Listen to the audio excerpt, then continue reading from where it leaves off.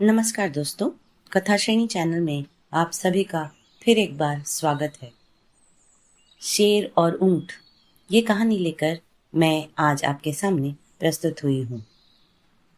कई दशक पहले की बात है। एक घने जंगल में कई जानवर बसे थे। इनमें एक शेर भी था और उसके साथ उसकी सेवा में लोमड़ी, भेड़िया, चीता और चील जैसे जानवर थे। शेर ने लोमड़ी को अपना सहायक, चीते को अपना अंगरक्षक और भेड़िए को अपना गृह मंत्री बना रखा था। इनके अलावा चीता जंगल की खबरें भी लाता था। उसका काम खबरदार की तरह था। इन चारों को चापलूस मंडली कहा जाता था। भले ही वे शेर द्वारा ऊंचे पदों पर थे, लेकिन दूसरे जानवर इन्हें चापलूस कहकर हंसते थे। सबको पता था कि चारों को कोई काम नहीं था, लेकिन शेर की चापलूसी अपार थी। रोजाना चारों जानवर शेर के सम्मान में शब्द कह देते थे, जिससे वह बहुत खुश हो जाता था। जब भी शेर शिकार करता तो उसके बाद वह अपने सहायकों को भी खाने का हिस्सा दे देता था।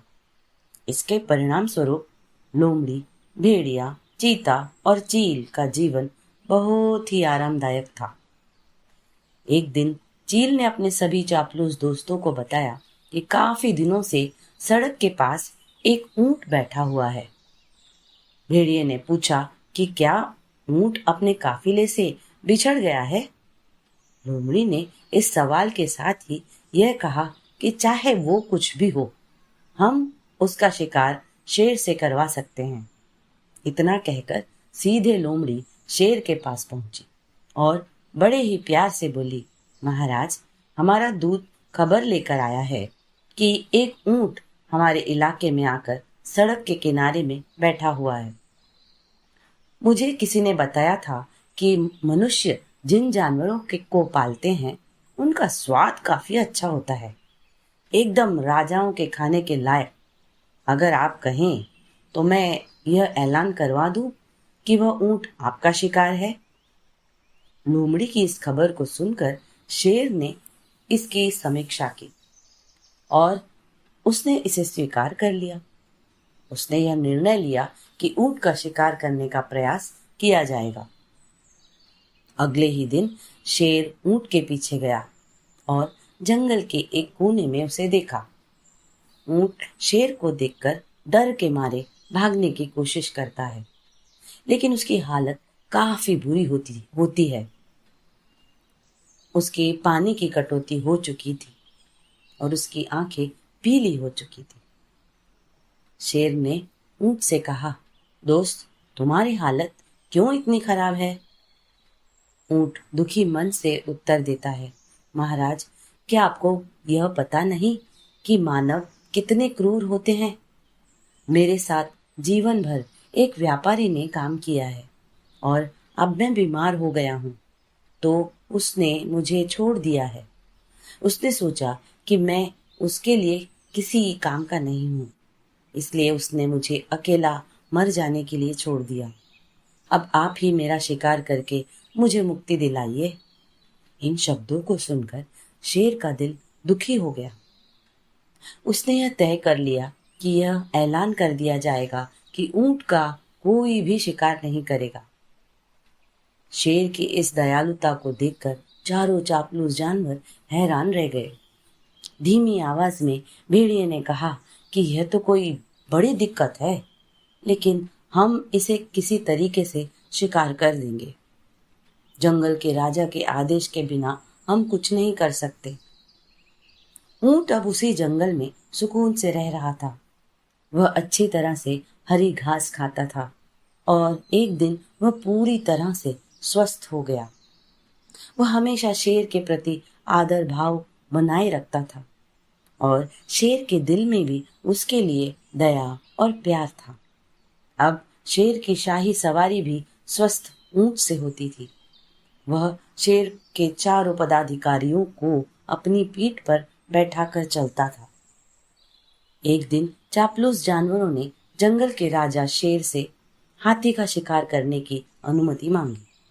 शेर ने स्वीकार कर लिया, लेकिन वह हाथी का शिकार करने में असफल रहा और उसे बहुत चोट आई।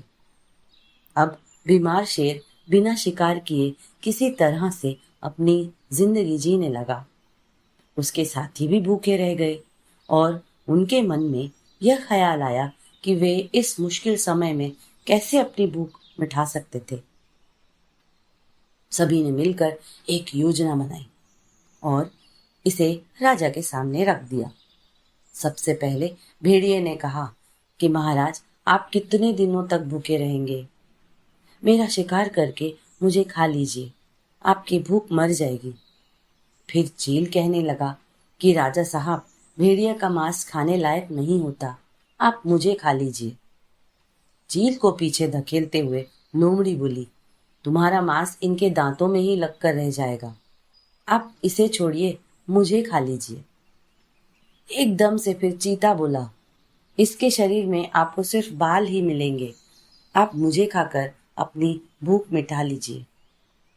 ये सब उन चापलूस जानवरों का नाटक था जिसे ऊंट नहीं समझ पाया। उसने भी एकदम से कहा कि महाराज, मेरी जिंदगी तो आपकी ही दी हुई है, आप इस तरह से भूखे क्यों रहेंगे, आप मुझे मारकर खा लीजिए। चारों चापलूस जानवरों को इसी बात का इंतजार था। उन्होंने एकदम कहा कि ठीक है महाराज, आप ऊंट को ही खा लीजिए, अब तो ये खुद ही कह रहा है कि मुझे खा लो और इसके शरीर में मांस भी काफी ज्यादा है। अगर आपकी तबीयत ठीक नहीं लग रही है तो इसका शिकार हम कर देते हैं। इतना कहते ही चीते और भेड़िए ने मिलकर एक साथ ऊंट पर हमला कर दिया। कुछ ही देर में ऊंट की मौत हो गई। अपने आसपास चापलूस लोगों को नहीं रखना चाहिए। वे हमेशा अपने फायदे के बारे में ही सोचते हैं। उम्मीद है आपको ये कहानी अच्छी लगी होगी। कृपया कर हमारे चैनल को सब्सक्राइब करें, कहानी को लाइक करें, शेयर करें और कमेंट करें। अपना ख्याल बहुत अच्छी तरह से रखें। अगली कहानी लेकर मैं बहुत जल्द प्रस्तुत होंगी। तब तक के लिए धन्यवाद।